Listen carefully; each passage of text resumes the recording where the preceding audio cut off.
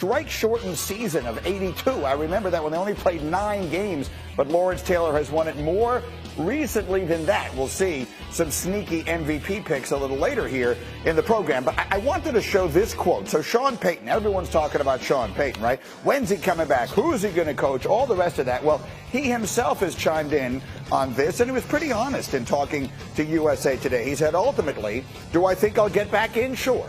There's no way to predict who that club might be. Usually, there are about 6 openings every year. If there's a right fit somewhere, that ultimately will depend on several factors. So, Jeremy Fowler, I will start with you as we consider what the 6 openings might be, or maybe more to the point, what the right fit might be. The whole world will look in the direction of Dallas. Are they looking in the right direction?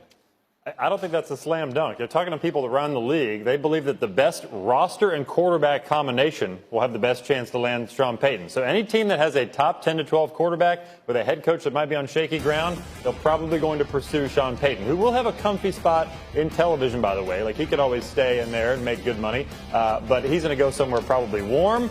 Or like, it's speculated that he wants to go somewhere to play some golf. Right. And he's going to have that quarterback-head coach partnership that he had with Drew Brees. That will be number one. You know, Tannenbaum, you made an interesting comparison earlier, and I'd love you to share the story about a conversation you had with Phil Jackson. Yeah, so Phil Jackson, I had an opportunity to sit down with him. He always talked about, I didn't want to coach a rebuilding team. I was interested in coaching Kobe Bryant after I left the Bulls.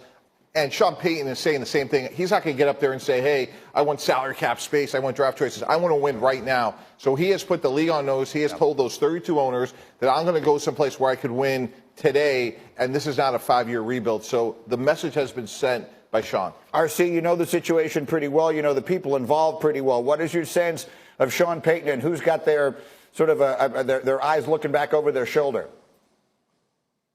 Well, listen, I think any coach who understands that he's in a team that prioritizes winning needs to know that Sean Payton is the guy that's going to be stepping behind him and will be the hottest coaching candidate in the entire world next year. But I don't think that that's Dallas. I don't necessarily know who it is. Every year you come into a season and injuries happen, or they have coaches that are on the hot seat, or that become on the hot seat or get on the hot seat that weren't at the beginning of the season. I think he's going to look to be somewhere where he has great quarterback play. And I believe that was part of the reason in leaving New Orleans and not trying to figure that position out. Sean Payton will be back in the league to me in 2023, but it's going to be his choice, and it's going to be a hell of a choice because he will have his pick of the top jobs, and then I believe the rest of the dominoes will fall. How complicated is it, RC, shows like this one and many others will constantly be talking about the Cowboy coaching situation. They haven't even started their training camp yet, and yet all eyes will be on it. Basically have been since the moment their season ended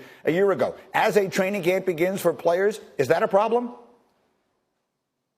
No, I don't necessarily think it's a problem because I believe we're so aware of what's going on in our buildings. We're also self-aware enough to know that we're independent contractors. What's happening at the executive level, what's happening at the coaches level, that can't be what dictates our play. And so for players, you just move forward. But I know there is a buzz in locker rooms like the Dallas Cowboys that understand they haven't won in over a quarter century. Mike McCarthy hasn't been the best head coach or hasn't turned that team around as expected. And that if they don't play well early on this season, there could be a coaching change. Not necessarily even waiting for Sean Payton. It could be someone in the building when you have such qualified coordinators to take over that team if they feel that delegation, leadership, and game management isn't at an elite level for Mike McCarthy. I think that's right, and I think that's just the reality that they have there right now. But, I gave a little assignment to everybody to put together a sneaky, interesting MVP pick as we are 50 days from the start of the season. And I'll start with mine because it plays off of all of this. And I think it's Dak Prescott. I think there is an element to Dak. All these people Tony Romo talking about them running the football. I don't see that at all. I don't think Ezekiel Elliott is their threat anymore. I think they have more weapons on the outside than people are giving them credit for. If you have C.D. Lamb, you automatically have good weapons on the outside. And I think that now that he is fully healthy, Dak Prescott will be comfortable using his legs a lot more than he has, which is something he does about as effectively as any quarterback in the league. So I can see Dak Prescott having a monster season. He's my sneaky early MVP pick. RC, who's yours? Listen, I don't necessarily know how sneaky this is, but mine is Justin Herbert. This is a guy who's kind of fallen behind Joe Burrow because of Joe Burrow's great ascension last year and bringing the Bengals to the Super Bowl. Now with this defense, he'll have the wins to compete for the MVP. We've seen the talent already, and he'll get opportunities to make those MVP plays in big-time games because this team will be fighting for the #1 overall seed in the AFC. Justin Herbert is my pick. I like it. I certainly agree. It's not that sneaky, but I do think it's a good pick. Jeremy Fowler, how about you? This is ever so sneaky and fly. Really. Derek Carr, because I fooled you when I said the Raiders are going to be last in the division, but now I have Derek Carr as my sneaky MVP pick. This is a guy that when you talk to league executives about top 10 quarterbacks, he comes up often. He's a guy who's really underrated, and now he really has no excuse. You got Devontae Adams in the mix. They're going to put up a ton of points, a ton of yards. If they can just win 9 to 13 games, somewhere in that range, he's got a chance to win the MVP. You started the show by telling me they're going to finish last in their division, and now you're telling me the quarterback is the MVP. You said sneaky, so I'm trying to Well, say I mean, fly, that's as sneaky as it gets. Tannenbaum, who's yours? Mac Jones. This is an offense in 2021 that averaged more points than the Tom Brady-led 2020 New England Patriots. So from a standpoint of they have actually improved since Mac Jones took over. They were 6th in the league in points. They went to the playoffs. I think he has high character. They got 2 really good running backs, 2 really good tight ends. This is more of a wide receiver by committee. I really like Mac Jones. All right, put a bookmark in that. I'm championship or bust pretty much every year. But, Paul, as Heather was talking and quoting what Saban was saying, you were shaking your head vigorously. Why? Because Nick Saban's best friend growing up was Joe Manchin, a senator from West Virginia, very powerful guy. And Nick Saban believes, because I think Manchin has told him this or indicated, that Congress is going to bail these people out in college football, bail out all the coaches with NIL. That may or may not happen, but do not trust Congress and do not depend on Congress.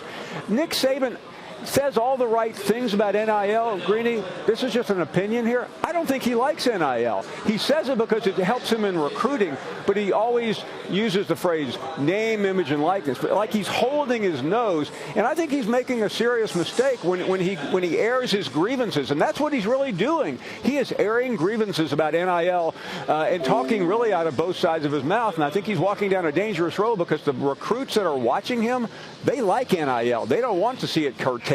They don't want to go back to the way it used to be. And Nick Saban, I think, is in a precarious position by continuing this conversation. Look, Heather, I mean, I can't say this with any degree of certainty, but I think if you gave every coach in the country a truth detector, a lie detector test, none of them like NIL because it is a diminution of their own power and authority over the circumstances. But that toothpaste is out of the tube, right? We're never going backwards on that. That's not the center that they're talking about going back to, is it? No, I don't believe so. I just think when he's talking about the center, he's talking about something that brings college football back to a more grounded space. And we've heard him talk about competitive balance repeatedly and what he's talking about there, because I pressed him on this yesterday, because when I think of competitive balance, I don't think there is any in college football right now. Within divisions, within conferences, some play 8, some play 9, but he's talking about the ability of programs like Cincinnati to be able to give players an opportunity to have those NIL things and get to the national championship. Can they continue to do that in this era? And my understanding talking to him was something's going to happen so that that competitive balance can maintain itself, whether or not that's playoff expansion or NIL rules, whatever that might be. He sees something in the future that's going to help ground all of this. Now, mega conferences are clearly coming in some way, shape, or form. We'll see where they wind up leading us. We'll have more on this as we go. Meantime, I want to show you guys. Meanwhile on Planet Earth is brought to you by Whole Foods Market. Heather, what is going on here? This is Shane Beamer getting ready for Media Day. What are we seeing here? What's going on? I watched this yesterday. I saw Shane. I know he's got little kids. He's got like Dad of the Year for this, and I'm telling you, he nailed it. He nailed it. This was going viral on Twitter. I saw it, and he was walking on a Feinbaum set when I saw him yesterday, and I said, "You better dance out there, my friend." Paul, did he steal your moves? Hey, let me tell you something, Greedy. I got the biggest scoop of media days from Shane Beamer when he was sitting with me afterwards. Do you know where he was last week? Where? He was in Nantucket. Nantucket. That's Greeny territory, okay? He was in Nantucket on vacation, and he texted Bill Belichick, a friend of his from way back. Not that far back, but he's not that old. Belichick invited Shane Beamer and his wife over to the house, and guess who was